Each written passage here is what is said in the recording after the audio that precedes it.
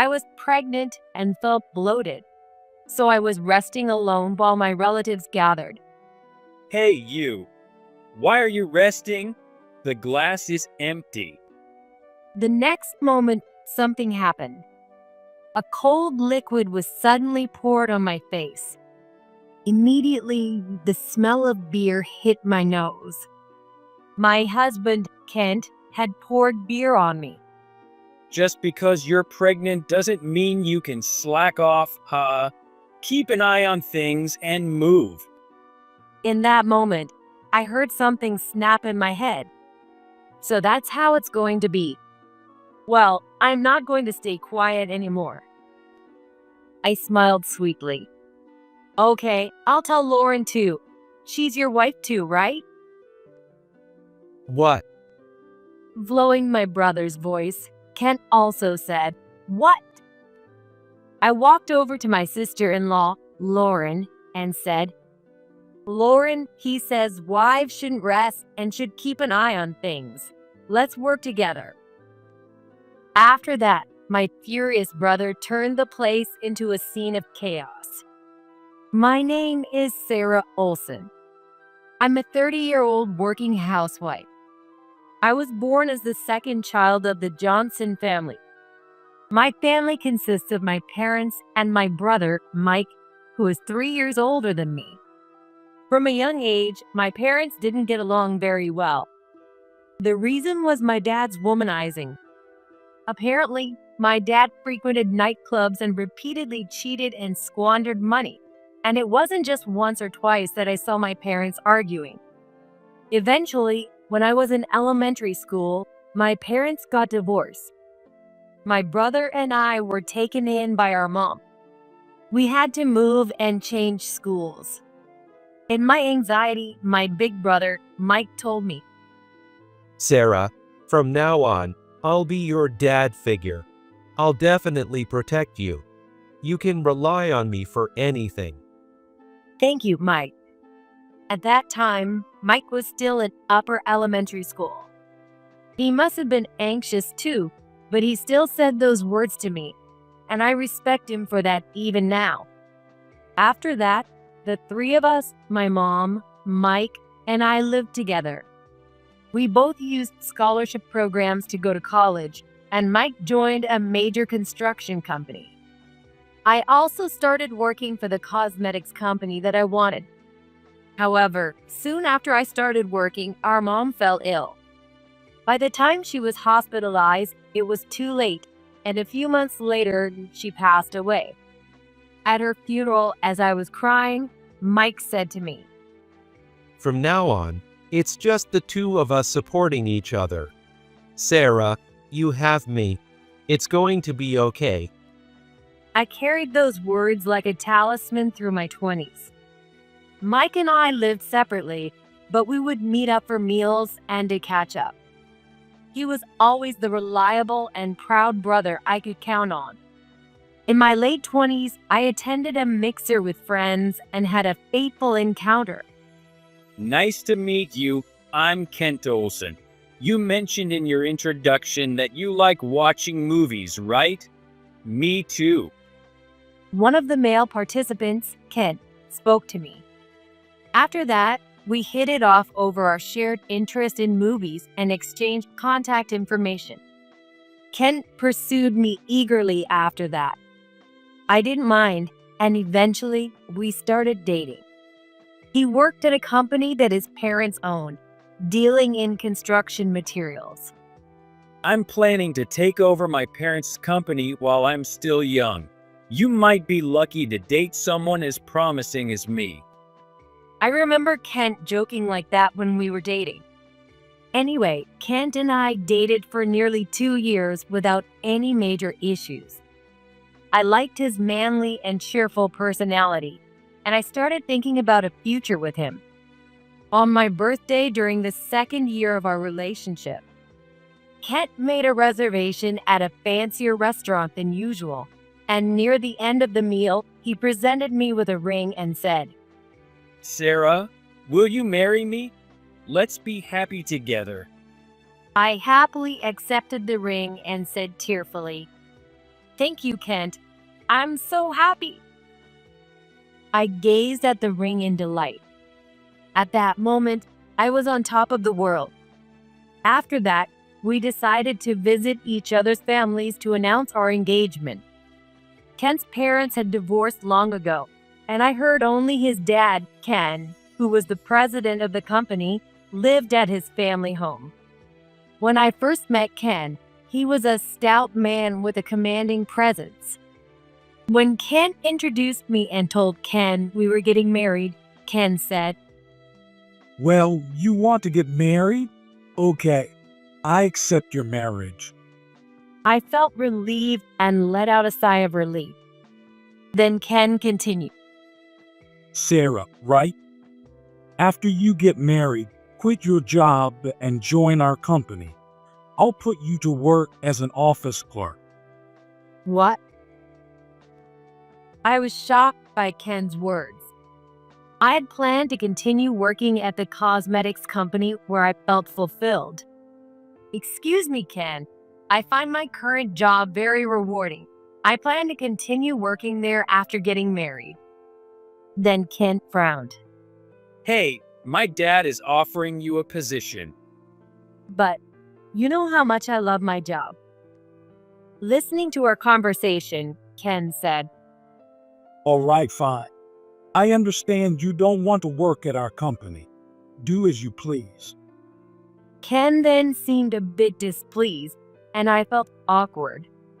A week later, it was time to introduce Kent to Mike. Mike also supported our marriage, which made me happy, but Kent said something unexpected.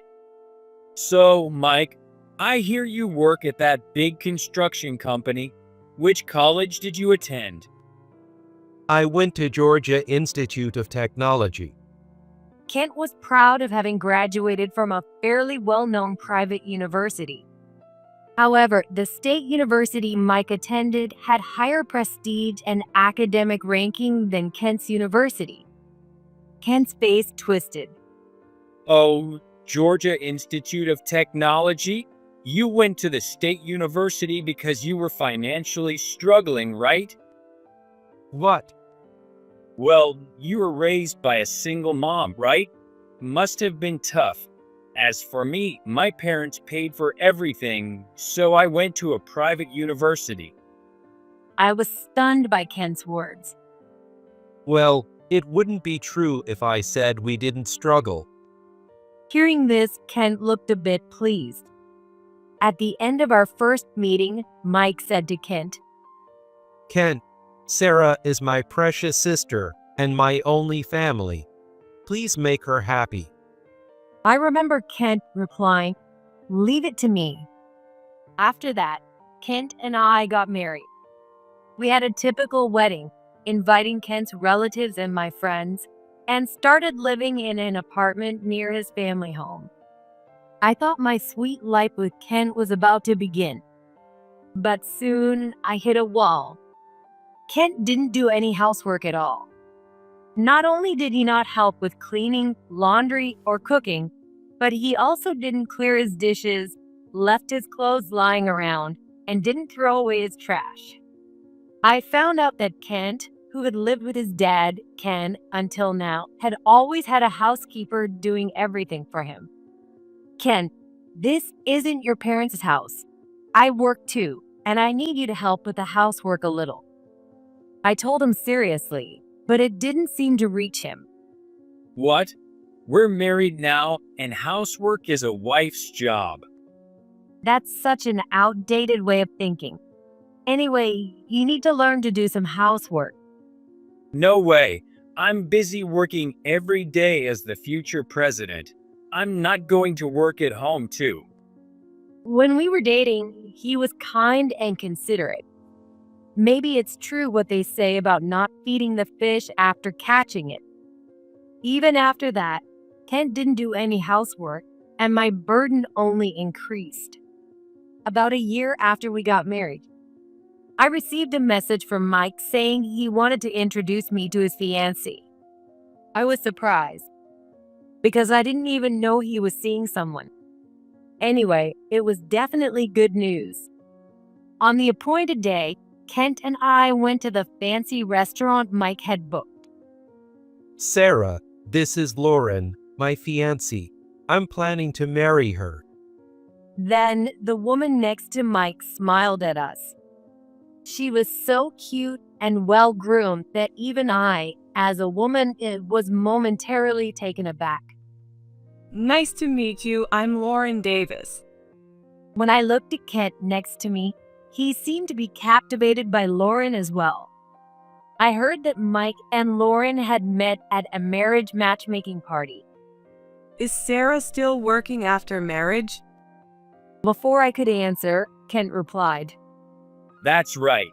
When we got married, my dad offered her a job at his company, but she's so stubborn. She still works at a cosmetics company.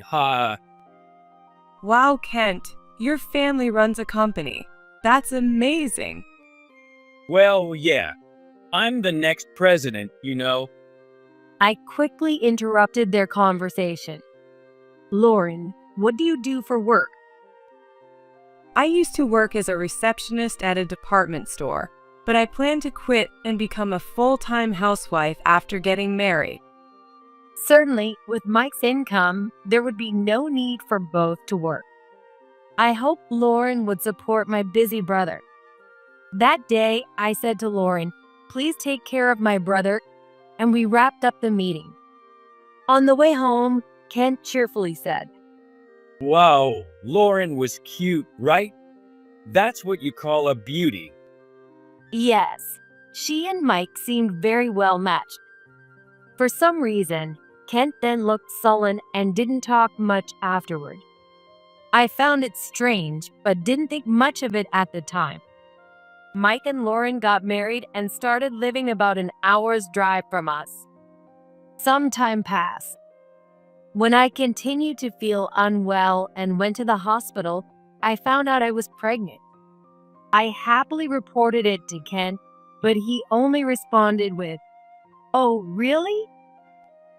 Feeling let down by his reaction, I said, "We're having a baby. I thought you'd be happier." Yeah, well, I guess it's good news. Then he immediately looked back at his phone. Despite feeling dissatisfied with his attitude, I reported my pregnancy to Mike, who was overjoyed. Sarah, that's wonderful. Take good care of yourself. I was happier that Mike was more excited than Kent. Soon after, my morning sickness began. However, instead of showing concern, Kent started being away from home more often. "Kent, you've been coming home late lately. You even come back drunk sometimes. What have you been doing?" It's work. As the future president, I have to attend business meetings and social events. I'm busy. Kent always said things like that. If a normal husband knew his wife was suffering from morning sickness, he would take care of her and bring her food she could eat. But Kent never did that. Moreover, one day when he came home early, this happened. Hey, I'm home. What's for dinner? That day, my morning sickness was particularly bad, and I had been bedridden since morning. "I'm sorry.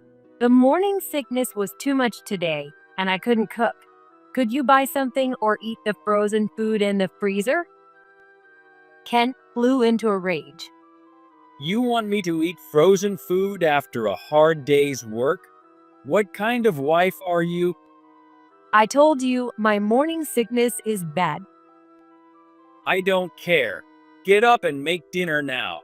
I won't tolerate any slacking. He pulled my arm and forced me to stand up. In the end, I had to cook Kent's dinner while holding back my nausea. After that, Kent continued to come home late and go out even on weekends. One day, when Kent came home drunk, I smelled women's perfume on him. A sweet scent I had smelled somewhere before. I decided to secretly investigate Kent.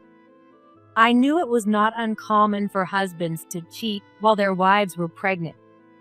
Hoping it was just a misunderstanding, I contacted a detective agency. When I was 5 months pregnant and found out we were having a boy, Kent said to me, Hey, we're going to church. "Oh, right. We need to get ready." My dad said he's coming too, so you should invite Mike and Lauren too. I was surprised because I thought it was just the two of us going to church. However, I reconsidered that it might be nice to go with a family. After church, there's a family gathering. Really? The baby is a boy, and he's going to be the heir to our company. So we're going to announce the pregnancy and the gender to the family. Dad has already gathered everyone. I reluctantly nodded. I felt heavy-hearted, but I convinced myself that it was my duty as a married woman. You should invite Mike and Lauren too. Even though it's your family's gathering, is it okay to invite Mike? Sure, why not? It's just a meal. So I told Mike that I wanted him to come to church with us and then join Kent's family's gathering afterward. Mike asked, "Is it okay if Lauren comes too?" And I nodded. Of course, Lauren is our family now. I'd be happy if she came. We made arrangements for the day we would go to church. The day before the service, I received an envelope. When I looked inside, I gasped. No way, this can't be happening. The day of the service arrived.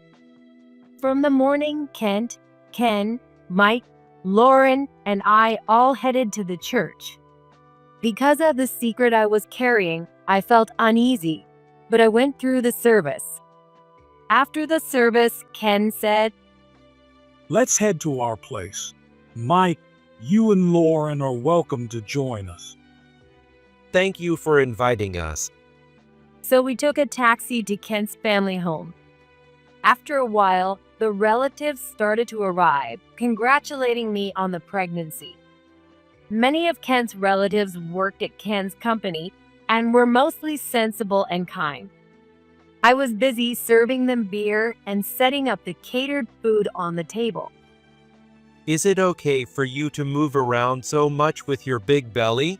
Should I help you? Mike asked me with his concern, but I smiled and said, "I'm fine." Soon, with Ken's toast, the family meal began.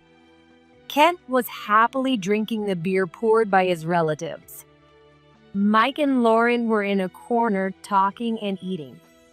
I was about to go around saying hello to Kent's relatives, but at that moment my stomach became very bloated. Ouch, ouch. Whether it was the stress or the recent busy activity, my belly hurt. In such times, resting usually helped, so I sat down, rubbing my belly and trying to relax. Then Kent said to me, Hey, what are you resting for? The glasses are empty. and then, in the next moment, a cold liquid was suddenly poured on my face. Immediately, the smell of beer hit my nose. Ken had poured beer on me. Just because you're pregnant doesn't mean you can slack off. Keep an eye on things and move around. In that moment, I heard something snap in my head. So that's how it's going to be. Well, I'm not staying quiet anymore. Before I knew it, everyone in the family was watching us. Smiling sweetly, I said, "Okay, I'll tell Lauren too. She's your wife too, right? Ha ha." What? Following Mike's voice, Kent also said, "What?" The relatives around us seemed confused, not understanding what was going on. I walked briskly to where Mike and Lauren were sitting. I stood in front of Lauren. "Lauren, he says wives shouldn't rest and should keep an eye on things. Let's work together." Lauren looked at me with a blank expression. Mike had the same look. Hey, Sarah. What are you talking about? Lauren is Kent's wife. This doesn't make any sense. Mike seemed genuinely bewildered. At that moment, Kent hurried over. Mike and Lauren, I'm sorry. It seems she's confused. They say pregnancy can make you emotional, but maybe it's making her crazy. Kent grabbed my arm, but I shook him off. Maybe you're the one who's lost it. This woman is your wife, right? She should be helping out. Come on, Lauren, get up. I glared at Lauren as I spoke, and she said, Wait, Mike, your sister is acting strange. She's saying things that don't make any sense. It's insulting. Lauren moved closer to Mike, but Mike looked at my face and muttered, Sarah, you're serious, aren't you? Tell me what's going on. Recently, Ken has been coming home late. One day, I smelled women's perfume on him. It was the same scent you're wearing, Lauren. It made perfect sense why the scent seemed familiar. It was the same perfume Lauren wore on the day we first met. Then Lauren burst out laughing. How ridiculous, haha. You suspected Kent and me over just that. This perfume is sold everywhere. Kent joined in. That's right, Sarah. It's disrespectful to Lauren, and all the relatives are watching. Just stop it already. He grabbed my arm and tried to take me back to my seat. You know, I have proof. What? I went to get my bag and took out a brown envelope. I spilled its contents in front of Mike and Lauren. It was a bunch of photos. Photos of Kent and Lauren having meals together, getting close, and leaving a motel arm in arm. What is this? I watched Lauren's face turn pale as I spoke. Did you think I was accusing you based only on the smell of perfume? I hired a proper detective agency to investigate Kent. I didn't expect you to be the other woman, Lauren.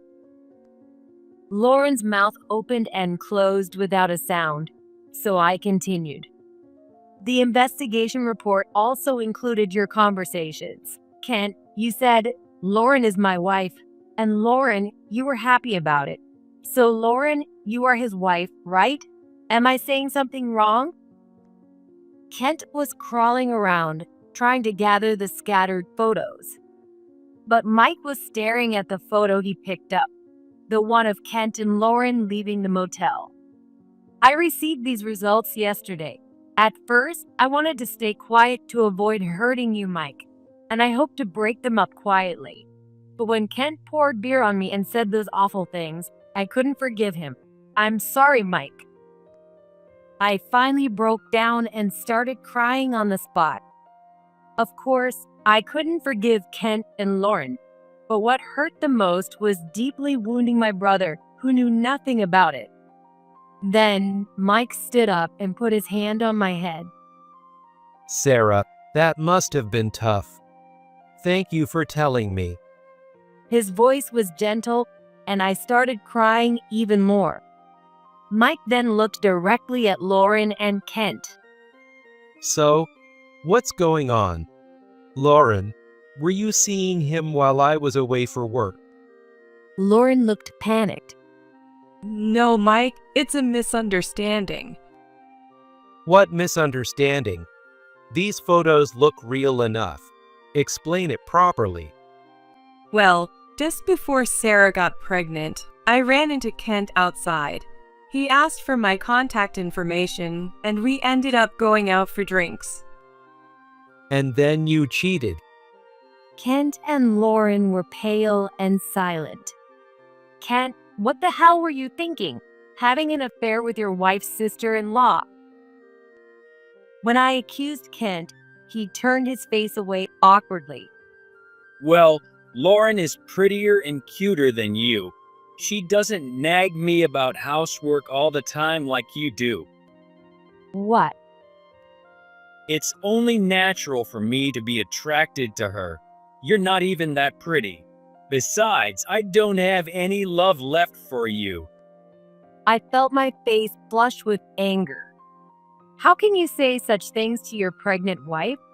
Do you have any sense of responsibility as a father and husband? You're being completely irresponsible. A moment of silence followed, but Kent and Lauren glared at me. Then Kent let out a big sigh. All right, enough. This is such a hassle. So, what do you want by exposing all this in front of the family? What? Divorce? Fine by me. I don't care about the baby either, so let's get divorced. You're just going to shrug it off. When I said that, Kent laughed scornfully and looked at Mike. So, Mike, I'll be taking Lauren then. Son of a bitch. Kent pulled Lauren close in front of me and Mike. Hey, Lauren, how about it? You really become my wife. At first, Lauren looked surprised, but then she smirked. Yeah, I don't mind divorcing either, haha. Lauren, are you serious? Yes, I am. Well, even though you work for a big company, you're still just an employee. Kent, who will be a president someday, might be more suitable for me. While Mike and I stood in shock, Ken, who had been watching everything, spoke up. That sounds good. I also think you're better suited for Kent than this plain girl with no parents. I looked at Ken in shock. He was glaring at me with a hateful expression. You didn't take the job that I offered, and you're a poor excuse for a wife. Besides, as Kent said, Lauren is prettier. Kent and Lauren make a great couple. They should get married soon. Then Lauren said, "Thank you very much," in a sing-song voice. I felt dizzy. Like father, like son. Kent grinned at Ken's words. With Dad's approval, that settles it. We're getting divorced. Mike and Lauren too. Then Lauren and I will get married and have our happy ending. I was speechless, and Kent turned to Mike. Sorry for stealing your wife. I may not have your education, but it seems I'm the better man, haha. Kent wrapped his arm around Lauren's shoulders, and she leaned into him with a smug smile. To me, they looked like demons. When I looked at Mike, he was trembling, his head down, face hidden. Mike. He slowly raised his head and looked at Lauren. Lauren, I understand your decision. Knowing you cheated, we can't stay together.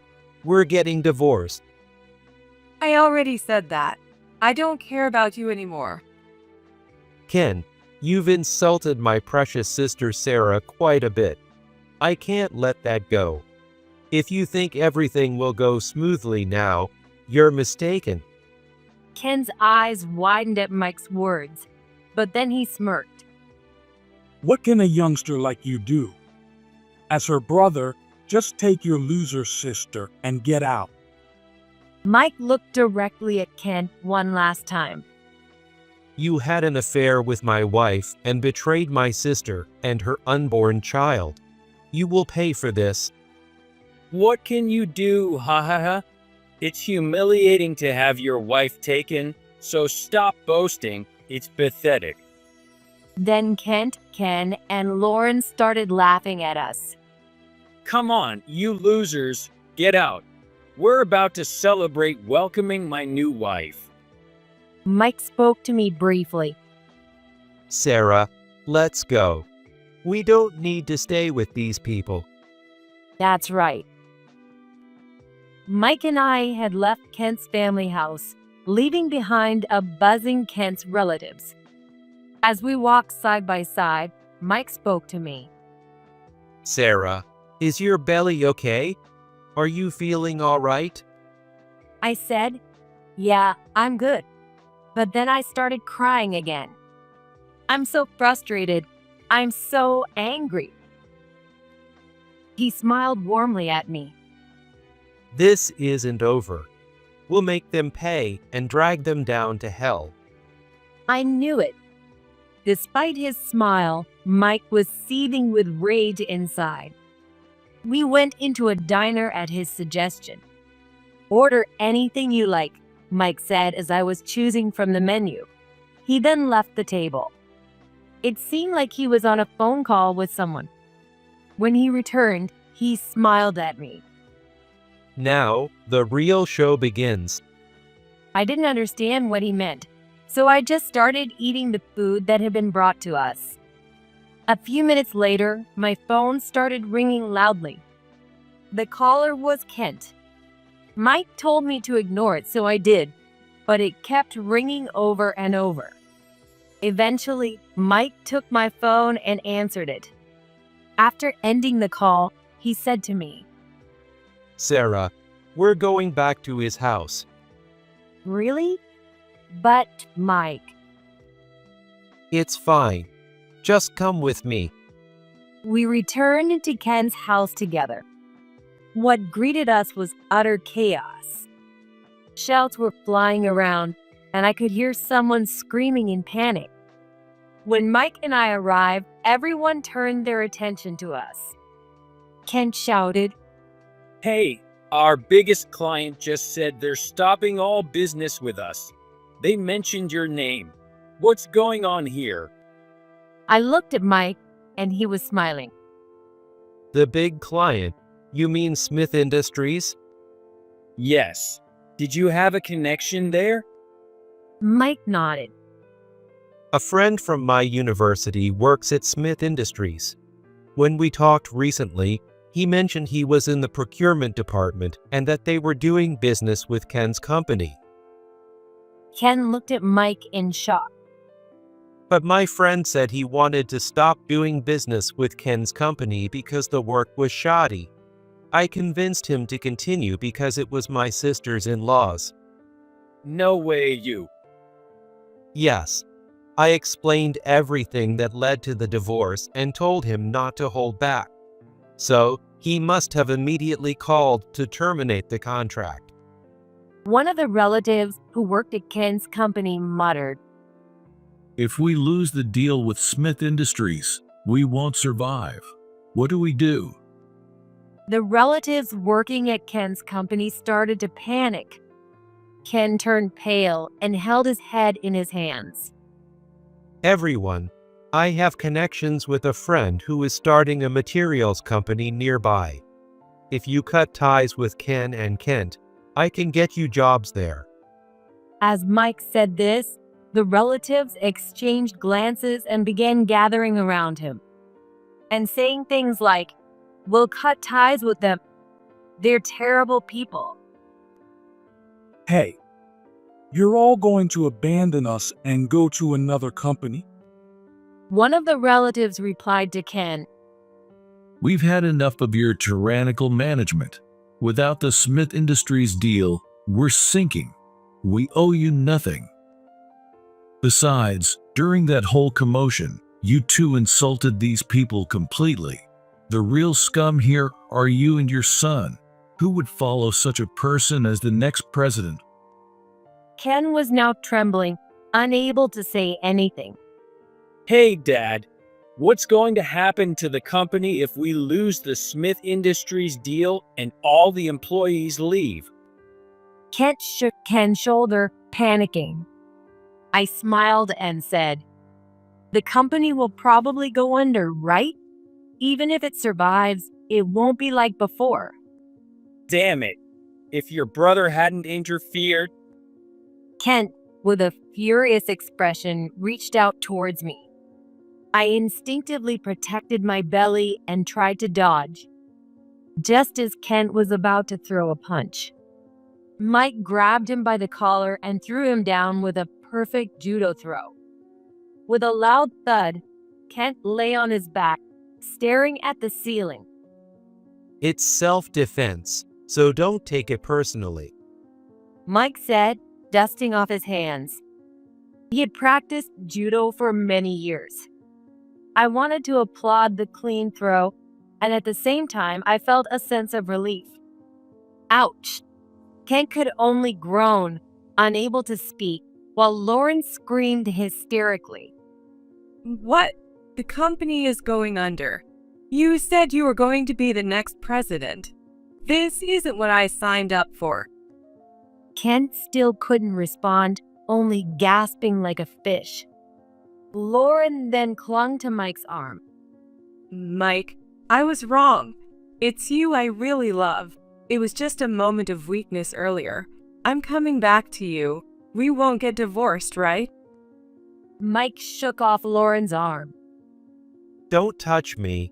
You're disgusting. Expect a call from my lawyer about the alimony. No. This isn't how it was supposed to be. Lauren screamed, collapsing to the floor and crying into her hands. Come on, Sarah. Let's go home. Mike said, looking at me, and I nodded. As we were about to leave, I felt someone grab my ankle. Looking down, I saw that Kent still couldn't get up. Sarah, I'm sorry. Please, let's start over. What will I do if I lose the family business? You work at a big company. You can take care of me. No way. I'll take good care of the baby too. So let's be a family again. Please, Sarah, forgive me. At that moment, I shouted at the top of my lungs. Don't be ridiculous. We're getting divorced. I'll be claiming alimony and child support, so you better pay up. I never want to see you again, you worthless man. Kent screamed and tried to chase after me, but the relatives held him back. And this time, Mike and I left there. Afterward, both Mike and Lauren and Kent and I finalized our divorces. Mike claimed alimony from Lauren, who, having no savings, had her parents pay for it. Lauren's parents, who were strict, took her back to their rural home, where she worked under their watch to repay the money. Of course, I also claimed alimony from Lauren. As for Ken's company, after losing the contract with Smith Industries and the mass resignation of employees, it went bankrupt. It turned out Ken's company wasn't doing well financially, and there was little left. Ken was cut off by his relatives, lost his company, and now lives as a recluse. As for Kent, I claimed alimony and child support from him as well. Kent paid alimony with his meager savings and agreed to pay $700 a month in child support. Paying me left him broke, and then Mike claimed alimony from him too. Unable to pay it all, Kent went into debt. He has since found a new job, but between child support and debt repayment, he has little left and now lives at his family's home to care for Ken. I no longer have any feelings for Kent. As for me, I moved to live near Mike and gave birth a few months later. Mike was as happy about the baby's arrival as if it were his own, and I asked him to be the godfather. I am now working hard and raising my child. Mike dotes on my child and helps us a lot. From now on, I want to cherish my loving family and live positively.